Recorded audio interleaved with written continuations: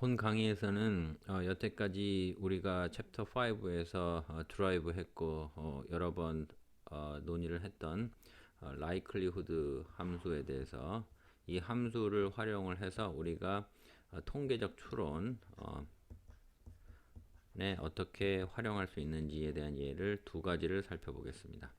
다시 말씀드리면 likelihood 함수를 우리가 정의를 하고 여태까지 써먹었는데 그 likelihood 함수를 통해서 어떤 통계적인 추론을 이룰 수 있는 두 가지 예시를 살펴보도록 하겠습니다. 그 첫 번째 예시로 maximum likelihood estimator로 우리가 이런 식으로 추정을 했을 때 어떤 파라미터 세타 값을 추정했을 때 이 분포가 나올 겁니다. 이것은 샘플에서 나온 정보죠. 그래서 샘플로 나온 정보면 이것은 정규 분포인데 우리가 샘플 수가 아주 많게 되면 점근적으로 asymptotically true parameter 세터 값으로 접근을 하고 여기에 이제 요 우리가 추정한 maximum likelihood estimation 방식으로 추정한 방식의 요 세타 햇이 어떤 베어리언스를 갖게 될 거예요. 이 베어리언스 아니면 스탠다드 에러 이것이 무엇인지를 한번 판별을 해 보겠습니다. 이것을 어떻게 구하는지. 그래서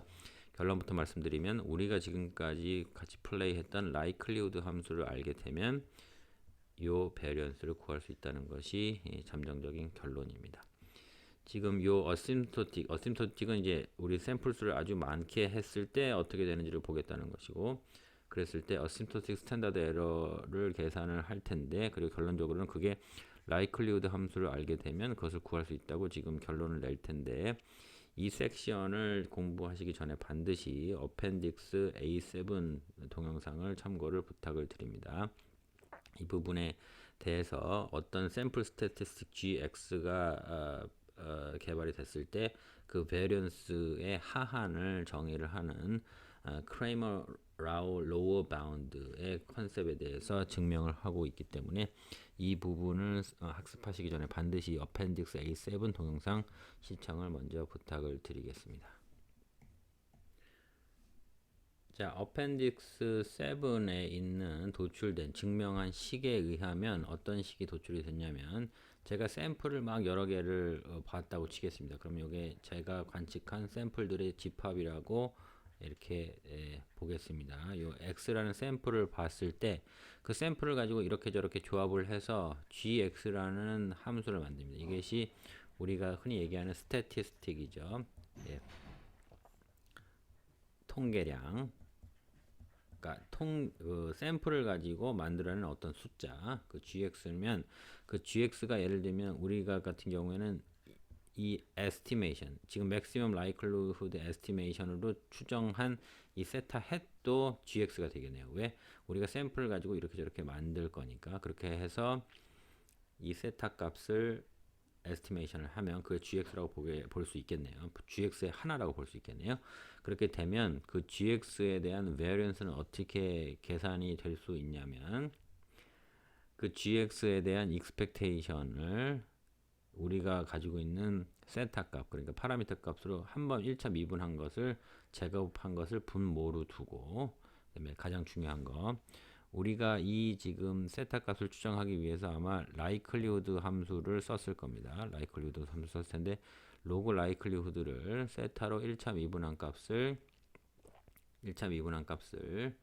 제곱한 거의 expectation 그것으로 나눈 값이 이 gx라는 함수의 variance의 하한이다. 그게 크라머라우 로어 바운드의 직관이 되겠습니다. 자, 다시 말씀드리겠습니다.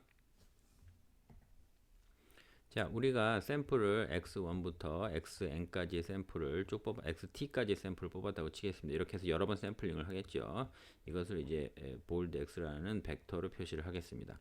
자, 그러면 우리가 지금 파라미터 그러니까 모집단의 무슨 평균이나 분산 같은 것들을 알고자 하면 그것을 트루 파라미터를 세타라고 하고 이것은 우리가 알 수가 없기 때문에 샘플을 보고 그걸 가지고 이렇게 저렇게 숫자를 만들어서 이걸 에스티메이트를 추정을 하려고 할 거예요. 그래서 이것을 세타를 추정하는 값이다 해서 세타 햇으로 하고 우리가 maximum likelihood estimation 방식을 쓰면 이렇게 표시를 할 것이고 이것은 그러면 g의 x는 어떻게 대해서 도출될 것이냐면 우리가 분명히 likelihood 함수를 이용을 해서 도출을 했었을 겁니다. 왜?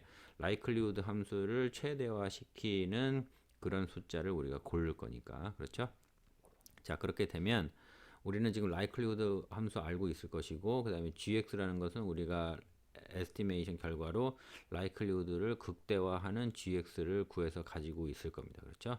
이것은 모르는 값이고, 이것은 추정을 될 값입니다. 그러면 지금 appendix 7에 나오는 이 부등식, 크레이머 라우 로어 바운드를 규정하는 이 부등식에 의하면 그런 식으로 gx는 꼭 maximum likelihood estimation 필요 없습니다.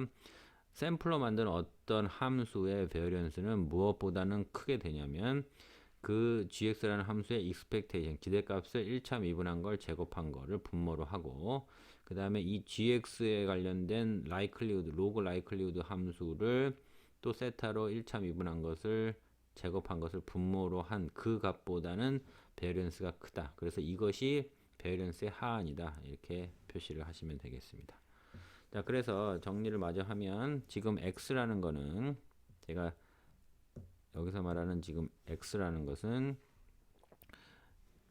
여기서 말하는 x라는 지금 벡터는 x1부터 xt까지를 표시를 하고 있는데, 만약에 우리가 자 x의 1, x의 2, 해서 x의 t까지를 전부 다 같은 분포에서 뽑는다고 치면, 똑같은 분포에서 뽑는다고 치면, 예를 들면 얘도 여기서 오고 얘도 여기서 오고 얘도 여기서 온다고 치면, 그러면 이것을 지금 라고 라이클리후드는 그런 것들을 그냥 n번 곱한 것과 똑같이 되는 거고, 여기서는 그래서 벡터고 여기는 스칼라 값이 되겠죠. 그렇게 되는 것이고, 그렇게 되면 우리가 maximum likelihood estimation으로 어떤 통계량을 gx로 이렇게 만들었을 때 요것이 되는 것이고, 예, 이것이 되고 요것과 같게 됩니다. 그렇게 되면 자 분모에는 maximum likelihood estimation으로 한 것의 기대값을 세타로 미분한 거. 자, 그렇게 되면 우리가 어떻게 됩니까? 우리가 결국에 이 세타 estimation, maximum likelihood estimation으로 추정한 거는 결국에 뭘 추정하기 위한 거죠? true 파라미터를 추정한 거니까 이 기대값은 0이 되겠네요. 세타가 되겠네요. 그래서 지금 보시면 이 부분에 대해서 이렇게 교체를 하게 되는 것이고, 이 부분에 대해서는 그냥 simply 이게 세타가 되겠죠. 왜냐면 내가 이렇게 추정하려는 값은 결국에 세타로 추정하게 되니까, 그러면 이것은 그냥 1이 되네요. 그죠? 그리고 밑에 부분을 보시면 이게 x라는 집합이 이렇게 여러 가지가 있는데, 그걸 만약에 하나의 분포에서 그냥 뽑아낸다고 추출을 한다고 하면 하나의 x를 아무거나 골라서 그거를 n개 곱한 거랑 똑같죠. 그렇죠? 그러면 지금 로어 바운드가 이런 식으로 정리가 되겠네요. 분자가 1이고 분모가 이런 식으로 되겠습니다. 그래서 우리가 요렇게를 띄어내서 이것을 저희가 어펜딕스에서 말씀드리지만 이것을 인포메이션 넘버라고도 하고 인포메이션 셋이라고도 하죠. 무슨 얘기냐면 이 숫자가 계속 커지면 커질수록 베리언스는 줄어듭니다. 분모가 커지니까. 그렇죠? 그러니까 이 숫자가 크냐 작으냐를 보고서 베리언스가 크냐 작으냐를 볼 수가 있으니까, 이것만 보면 베리언스가 큰 게 좋은 건가요? 나쁜 게 좋은 건가요? 작은 게 좋은 건가요? 베리언스가 낮은 게 더 정확한 정보죠. 그러니까 이것을 가능한 한 크게 만들 수 있다면 우리가 베리언스를 줄일 수가 있고, 그렇게 돼서 나온 이 GX라는 스태티스틱은 이제 유용할 것이다. 그래서 이것을 information set, information number 이렇게 부르고 있습니다.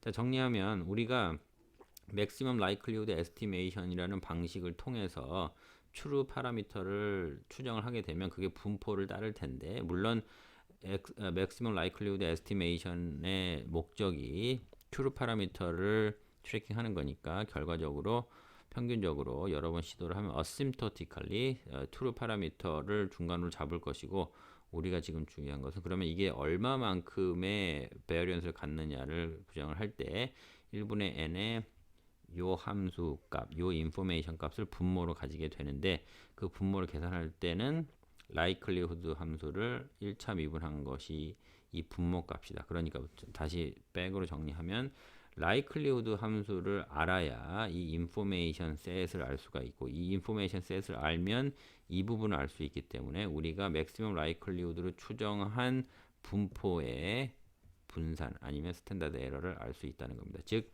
log likelihood 함수가 맥시멈 라이클리후드로 추정한 값의 분산을 계산하는데 유용하게 써먹을 수 있다. 이것이 라이클리후드 함수를 계산하면 유용한 예 첫 번째로 볼 수 있다까지 정리가 되겠습니다. 자, likelihood 함수를 이용한 두 번째 유용한 statistical inference를 우리가 통계적 추론을 할 수 있는 예시는 likelihood ratio test입니다. 자, 이렇게 보겠습니다. 만약에 우리가 추정해야 될 예를 들겠습니다. 추정해야 될 파라미터 값이 세타 1, 세타 2 있다고 치고 그 세타 값들과 관련해서 likelihood 함수가 이런 식으로 도출이 되었다고 치겠습니다. 자, 그런데 우리가 하나의 더 통계적인 추정을 하고 있어요. 무슨 얘기냐면 세타 1과 세타 2를 개발을 하면 우리가 이런 식의 관계가 있을 거라고 지금 예상을 하고 있는 겁니다. 의심을 하고 있는 거죠. 자, 그렇게 되면 세타 1과 세타 2를 지금 추정을 할 텐데 세타 1이랑 세타 2랑 이런 관계가 있을 것이라고 의심이 됩니다. 이것을 테스트를 해보고 싶은 겁니다. 이게 그래서 null hypothesis라고 규정을 하겠습니다. 자, 그렇게 되면 어떤 식의 방식이 가능한지 보겠습니다. 첫 번째로는 이게 어떤 추가적인 제약이라고 볼 수가 있죠. 우리가 지금 제시하고자 하는 추가적인 제약입니다. 자, 그러면 첫 번째로 likelihood를 계산을 하는데 제약이 없이 계산을 합니다. 무슨 얘기냐면 그냥 이 제약 없이 그냥 이것을 극대화할 수 있는 세타 값을 구합니다. 그렇게 되면 보시면 뭐 직관적으로 보시게 되면 지금 이렇게 해서 제곱을 한 항이 두 개 있기 때문에 이것은 뭐 의심의 여지 없이 그냥 세타의 1과 세타의 2가 0일 때 최대값을 갖게 되고 그래서 세타의 제약이 없을 경우에는 극대값이 0이 되게 되겠습니다. 그죠? 그렇게 돼서 일단 likelihood 함수의 밸류를 한번 구하고 제약이 없을 때. 자, 두 번째로는 제약이 있을 때 likelihood 값을 구합니다. 그러니까 무슨 얘기냐면 이것을 극대화를 시켜야 되는데 이런 조건을 추가적으로 부과를 해서 자, likelihood 함수의 값을 구하게 됩니다. 자, 질문하겠습니다. 지금 likelihood 함수의 값을 두 개를 구했는데 첫 번째로는 아무 제약 없이 그냥 구한 거. 그 다음에 두 번째로는 제약을 하나 더한 거죠. 이런 제약 구했을 때 어떤 값이 더 큰 가능성이 많겠습니까? 이게 항상 대부분 클 겁니다. 왜? 이건 제약 없이 이 숫자를 최대한 크게 만들어 보라는 뜻이고 이 경우에는 이 숫자를 크게 만들고 싶은데 이런 제약 조건이 하나 걸려 있기 때문에 숫자를 가능한 한 크게 만들기가 더 어렵겠죠. 그래서 통상은 지금 여기서 말씀드린 대로 3번대로 통상은 제약 없이 구한 값보다 제약 이씨 구한 값이 더 작게 아마 나올 것입니다. 자, 가장 중요한 파트는 지금 4번인데 자, 우리가 이런 식으로 제약이 있었던 경우, 없었던 경우 한번 likelihood 구하고 제약이 있었던 경우 한번 likelihood를 구하게 되면 지금 2에다가 제약이 없었을 때의 likelihood 빼기 제약이 있었을 때의 likelihood라고 해서 이렇게 돼서 함수를 하나 만들면 이것은 chi-square를 따르고 디그리는 m이라고 하겠습니다. 자유도가 m인데 이거는 뭐냐면 우리가 가한 제약의 개수입니다. 우리 여기선 지금 제약의 개수가 하나죠. 요 개수니까 여기는 만약에 이렇게 되면 1이 되겠습니다. 자, 무슨 얘기냐면 정리하면 likelihood 함수를 계산을 해서 제약이 있는 경우 없는 경우를 각각을 계산해서 빼면 그게 증명하지는 않고 그냥 사용만 하겠습니다. chi-square를 따르는 걸 알기 때문에 그렇게 되면 이것을 가지고 통계 테스트를 할 수 있다라는 것이 이제 핵심이 되겠습니다. 자, 그래서 그 부분에 대한 설명이 지금 여기 5번에 이렇게 설명이 되어 있고요. 자, 그래서 아까 얘를 계속 이어가 보도록 하겠습니다. 자, 만약에 자, likelihood 함수가 제약이 없다고 치게 되면 아까 같은 경우에 제약이 없을 경우에 likelihood 함수는 그냥 0이에요. 언제? 세타 1과 세타 2가 모두 0일 때 0이 됩니다. 만약에 제약이 있다고 치겠습니다. 그렇게 되면 likelihood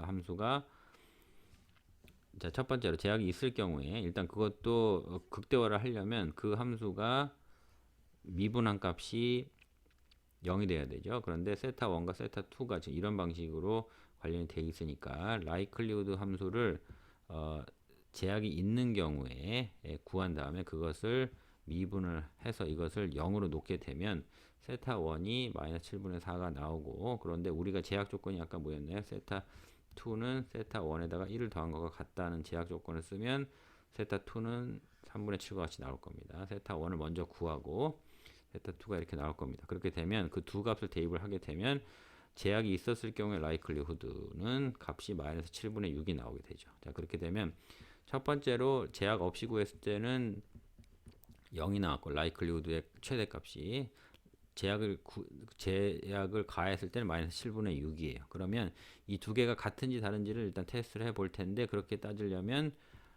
제약이 없었을 때의 값에서 제약이 있었을 때의 값을 뺀 거를 하면 2 곱하기 7분의 6이 이게 카이스퀘어 분포를 따른다는 겁니다. 그래서 표에 찾아보면 디그리 오브 자유도가 1인 경우에 찾아보면 이게 이런 식으로 아마 될 겁니다.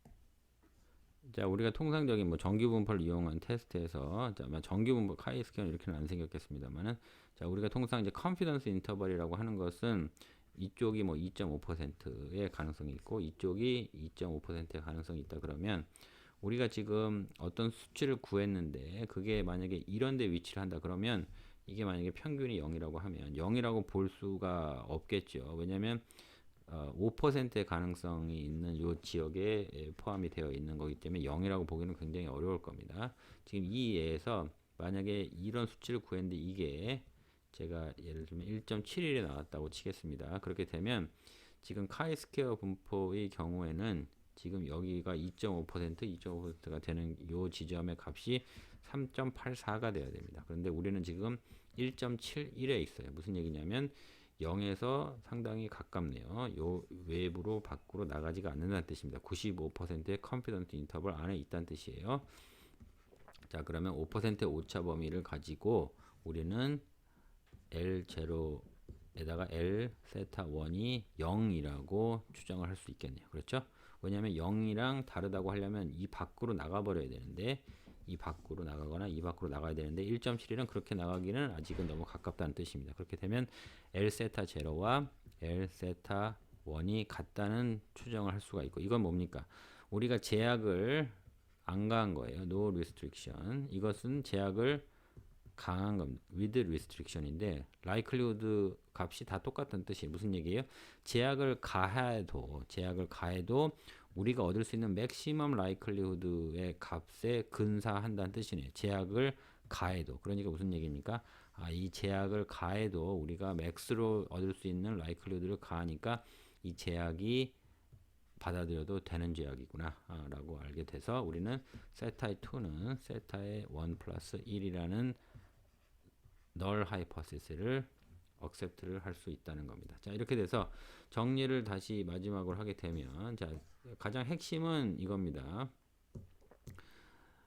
제약이 없는 라이클리후드를 구하고 제약이 있는 라이클리후드를 더해서 2를 곱하면 그게 이런 분포를 따른다는 것을 알고 있기 때문에 라이클리후드 함수를 구해서 알고 있으면 그 다음에 우리가 테스트하고자 하는 제약이 있다면 자, 첫 번째 우리는 라이클리후드 함수를 알고 있다. 그 다음에 우리가 테스트하고자 하는 제약을 알고 있다 라고 가정을 하게 되면 그러면 이 두 개를 묶어서 라이클리후드를 두 개를 계산을 하고 그 두 개를 뺀 다음에 2를 곱해 주게 되면 이것이 카이스퀘어를 따르는 걸 알기 때문에 이것이 맞는지 0이 아닌지를 테스트를 해서 L 세타와 L1이 같은 식으로 이 경우에 해당이 된다 그러면 제약을 받아들이고 만약에 이게 두 개가 다르다고 하면 제약이 있는 경우에 이 두 개가 같지 않으니까 그렇다면 제약을 받아들인다면 라이클리후드가 같지가 않게 되니까 우리가 최대의 라이클리후드를 어치브를 할 수가 없으니까 제약을 받아들이지 않는다는 뜻입니다.